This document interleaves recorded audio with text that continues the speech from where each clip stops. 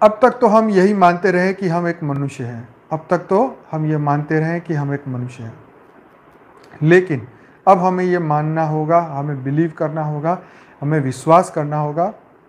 हाँ, मैं एक मनुष्य, ये शरीर मैंने जरूर धारण किया है, एक मनुष्य शरीर, लेकिन मेरी जो आत्मा है वो बेहद की परम परम परम परम महान आत्मा है, दिव्य आत्मा है, जागृत आत्मा है, परम लाइट और परम प्रकाश की आत्मा है। जब तक आप ये स्वीकार करेंगे नहीं, तब तक आपका आत्मा भाव बढ़ेगा नहीं।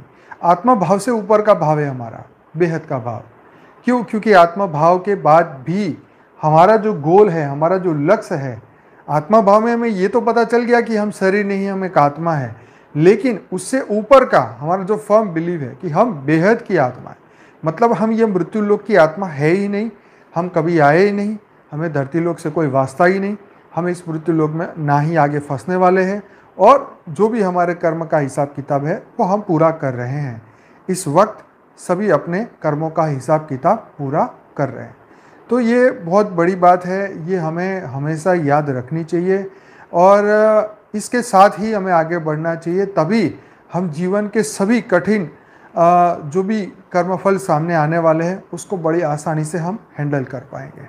नहीं तो हमारा अगर देह भाव रहेगा तो डेफिनेटली जब वो कर्म हमारे सामने आएगा तब हमारा अज्ञान भी उसको सपोर्ट करेगा और हम दुखी से महादुखी हो जाएंगे।